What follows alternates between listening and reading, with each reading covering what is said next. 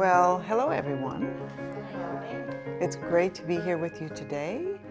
We're going to talk about curiosity. I'll be talking about it as a tool to use as we engage parents in our early childhood programs to promote children's well-being and physical health.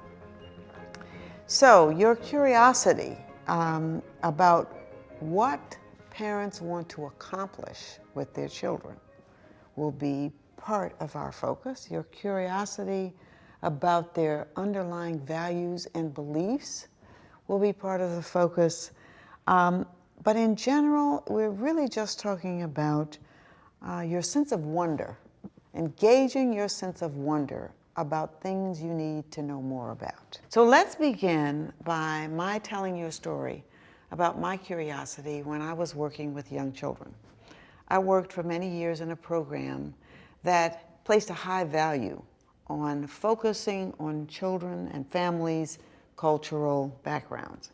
And so we started the school year every year with a potluck dinner where we asked families to bring dishes that represented their cultural heritage. So as families were getting their food and being served, I noticed that there was one family that just seemed to be bewildered by the whole experience. They had their food in front of them, but they really hadn't started to eat. And so I went over to talk with them to see if I could figure out what they didn't like about the food. In talking with them, they explained to me that in their culture, no one began to eat until everyone was served. And it was quite a surprise for me, but it led to a great discussion with the family about how we could use that information in changing the way we did things in our program. So while it was an uncomfortable moment for me, it was only because of my curiosity that I was able to learn something that I could put to use in our program. So what did I learn about the families by becoming curious? I was able to discover valuable information about the family's underlying values and beliefs, not just about the foods that they liked. And I also was able to discover ways to engage them in helping us change our program, which really is the bottom line in parent engagement. It's about change. It's about changing families and about changing programs. Good family engagement creates a closer bond between families and programs. So these kinds of discoveries, I think, are particularly important in today's world of early childhood education, where we're focused on attending to cultural differences in our programs, but at the same time, we are receiving and working with families from so many, many different backgrounds that it's very hard to keep up with everything.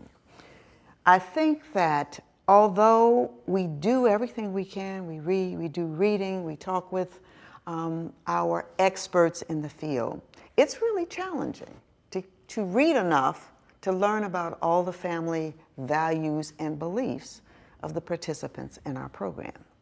So we can't solely rely on those as tools to help us. We can look to families themselves because they actually bring all of the information that we need to work with them in culturally responsive ways. And because they do, you can extract that information by using your curiosity. And I am confident that each of you can do that. Follow me?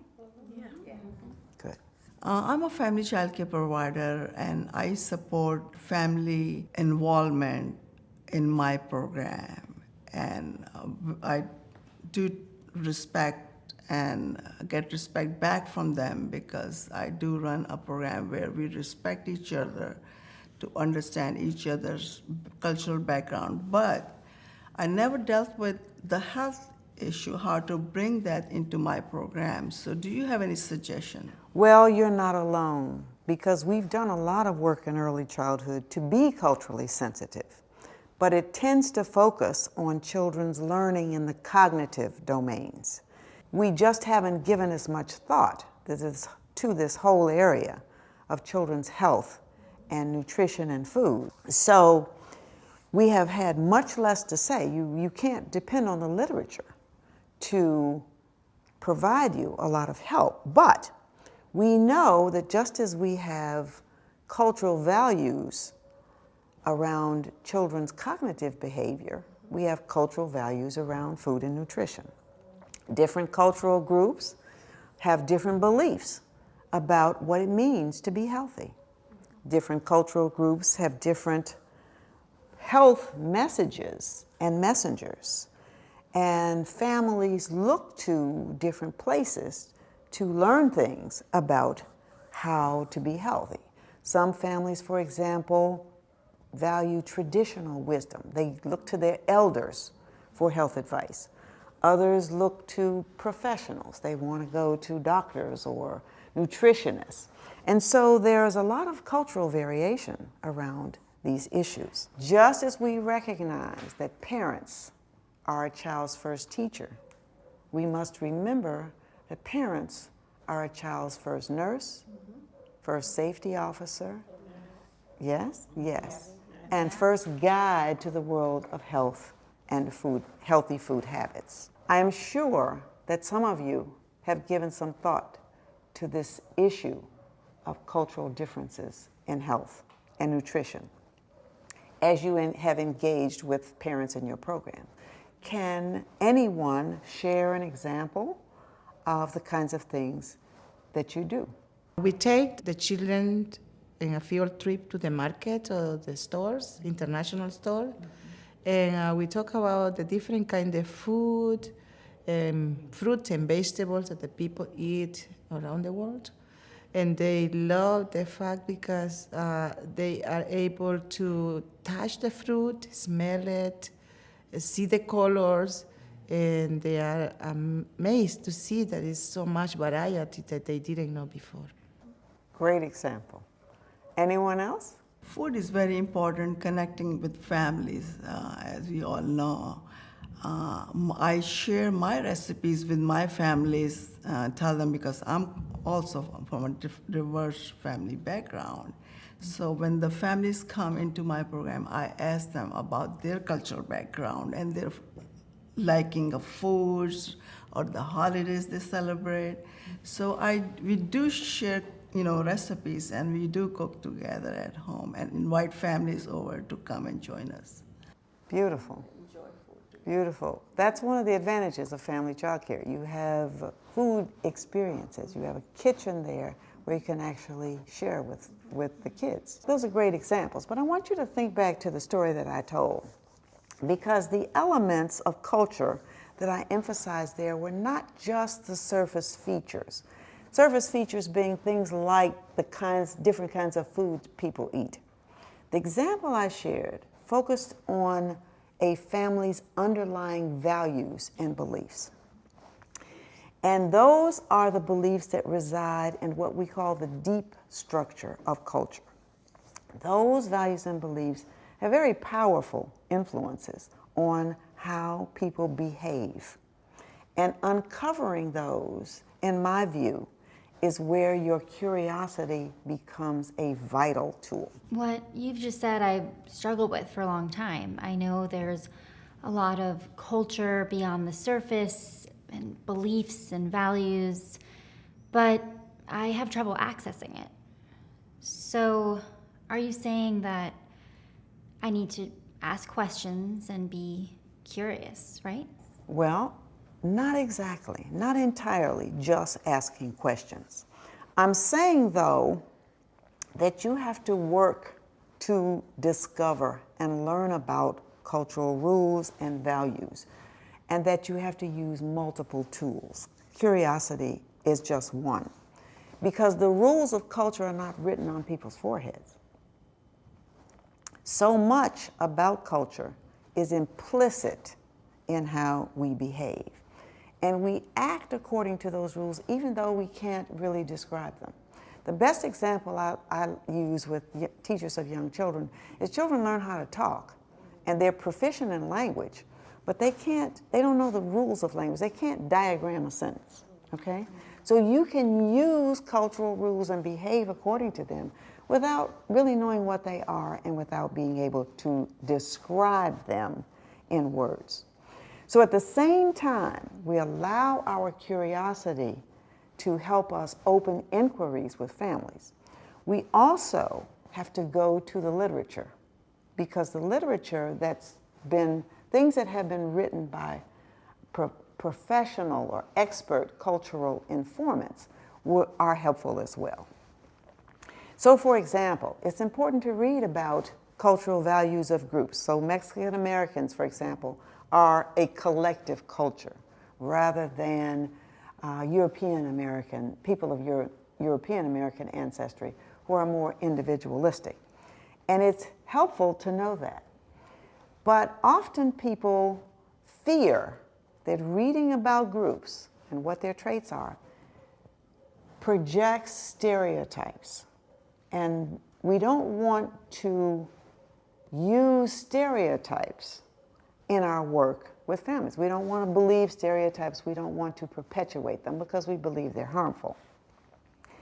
But I would argue that reading about the characteristics of groups is very important, and that in order to avoid using what you read as a stereotype, the information has to be used in a more gentle way, if you will. These descriptions of culture can be used to open questions and to initiate questions of families. I've read that Mexican Americans are collective. Does that make any sense to you? Does your family, is this a value that your family possesses? And so we can begin to use what we read to open inquiries with families and to guide our observations or to guide our curiosity. Now, one of the things about those group characteristics that I will also say is that just because it's characteristic of a group doesn't mean that every individual in the group possesses the characteristics.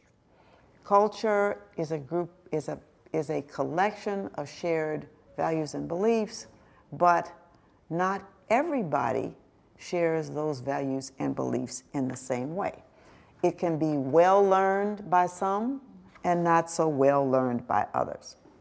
Culture doesn't cause behavior. Culture simply influences the way people behave, all right? Some families, for example, are much more tradition oriented, and you will see they will experience their cultural characteristics in a more intense way than other families. And of course, even though families participate in a culture, they may not always behave according to the rules of the culture. So I say all that to say avoiding the harm that stereotypes can cause is a matter of how you understand culture and how you use the information. Use it, and there are many ways to use it, as a guide for your curiosity to explore possibilities, not to make assumptions about people, or worse, even worse, to make judgments about people.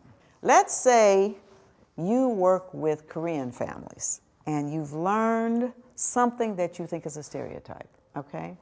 So let's say you learn that Korean families really, really push their kids hard academically, okay? I would say, knowing that, you're better off exploring whether families fit that pattern than you are assuming that that's true of the family, okay? And that you're better off exploring whether families fit that pattern than you are ignoring the information for the sake of avoiding a stereotype, okay? The point is that every family comes from a cultural background. And because of that background, those families bring to our programs a certain set of values and beliefs. And it's our job to discover what those are and try to use them in the program in ways that cement the bonds between families and schools and that benefits their children's growth and development. So, it doesn't matter. I've heard teachers say, my program serves 4 different cultural backgrounds. How am I supposed to learn about all of them? Well, it's important to do it, no matter how much energy and work it takes, okay? So our job as teachers is really to discover what those patterns are and try to use them in a way that strengthens the bonds between families and programs and thus benefits their children's development. Hold on, don't we want to focus on similarities instead of focusing so much on differences? Well, I actually have heard that many times, but I don't subscribe to that because I think that when you focus on similarities, you run the risk of conveying to parents that you think something is wrong with their differences. So while some writers might argue that it's best to focus on the commonalities because we're all basically human and we have more things in common than not, I don't think focusing on differences is divisive in any way because cultural differences themselves are not divisive. It's the attitudes towards difference that is divisive. Okay? And it's our negative responses to cultural difference that divides us and that basically poses the developmental threat to children and poses the threat to family engagement. Because the negative responses to culture reside deep within us and within the policies and practices of the programs in which we work, silencing the dialogue about cultural values will never help uncover them. And uncovering those attitudes is an important part of this work as well. Because we want to raise our awareness of them, to address them in order to use what we are learning from families to establish this parent engagement reciprocity within our programs. Because that reciprocity is what changes and transforms our programs. Our goal is to make our programs more like the homes where these children come from, where they've learned to be powerful. And curiosity can help us provide a very valuable tool in helping us accomplish this. Being willing to listen, being willing to establish a climate where we can have open dialogue with families, where they too are encouraged to explore the things that they want to accomplish for their kids and share that information with us. I think essentially for teachers it's about establishing a disposition to staying open to what you don't know and being willing to consider alternative ways to think about doing things. So, in closing, I want to tell one final story that hopefully will tie these things together: family engagement, cultural values and beliefs, and of course, curiosity and this whole arena of children's health. It's a story, it's actually a real life story from a preschool classroom, but not one where I experienced, but one that I read about. And the story goes this way. One year in a preschool class, a number of families were concerned about children sharing the food that was sent from home. Okay, so these kids brought lunches to school and the families were concerned about sharing some of them. And they asked the teachers if they would not let the children share food. Now the teachers wanted to respect the family's values, so they began reminding the children that their families did not want them to share food. But because sharing was such a fundamental value in the early childhood program, as you well know, it became a real dilemma for teachers, both for teachers and children, and they became increasingly uncomfortable with simply doing what the parents asked.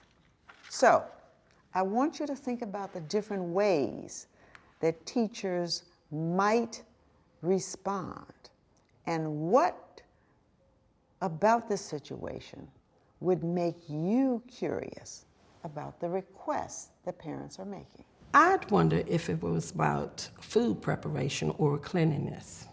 Food preparation and cleanliness. Good curiosity. If sharing is an issue for parents, I'd be curious if there's a food access issue. My child may feel like she may feel sad because the other children are looking at her food, they think it's strange, and they do not want to eat it. So, Excellent curiosity starters. So using these, what might we do? Well, of course, there are many ways these inquiries could be used to open up possibilities for discovery. I might, for example, call a meeting, and even a virtual one. I guess these days parents don't always come in for meetings, but they experience virtual meetings. Teachers and parents together to talk about the things that we would wonder about. And do everything I could to establish a climate where not just our curiosity as teachers, but that of parents as well was valued. I would start with myself, perhaps, and I might disclose something I would worry about as a parent around sharing food. Because I think that it would be important to let parents know that we wanted them to be honest in what they were willing to share with us. I would also let the participants know there are no right or wrong answers. Again, because we want people to be willing to take a posture that we don't know what we don't know, and it's okay, we're all in this together.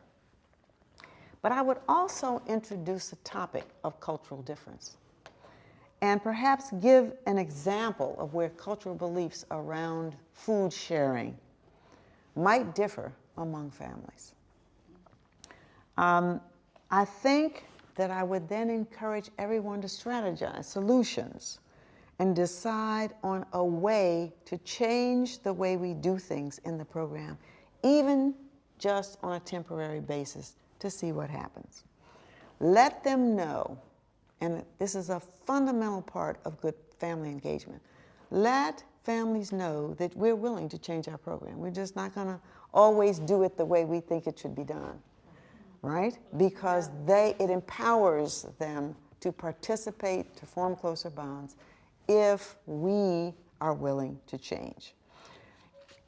Change in a way that we are willing to think of it as a temporary resolution. This doesn't have to be a permanent change, but change for a while, see what happens, report back, talk about it again, and make decisions about what to do next. So I'd do all of these things and, of course, promise to report back to parents and keep this kind of discussion ongoing.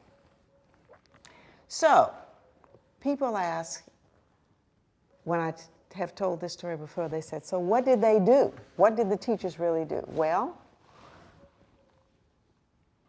in this story, the teachers created, with the help of the children, sharing tables for food and not sharing tables for food. And they let the kids make their choices around where they wanted to have lunch, okay? So, but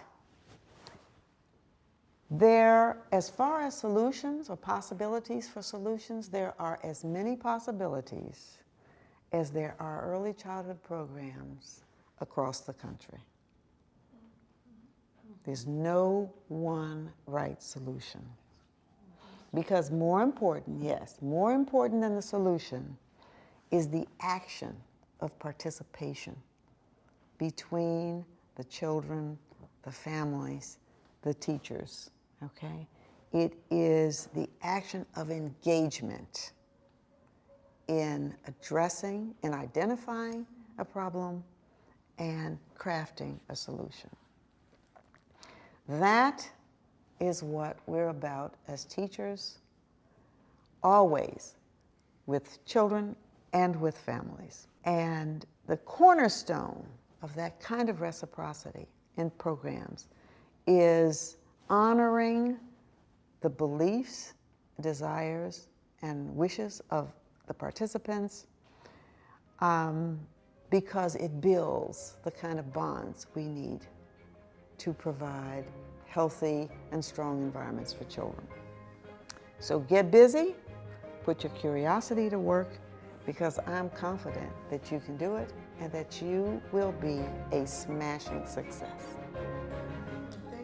Thank you.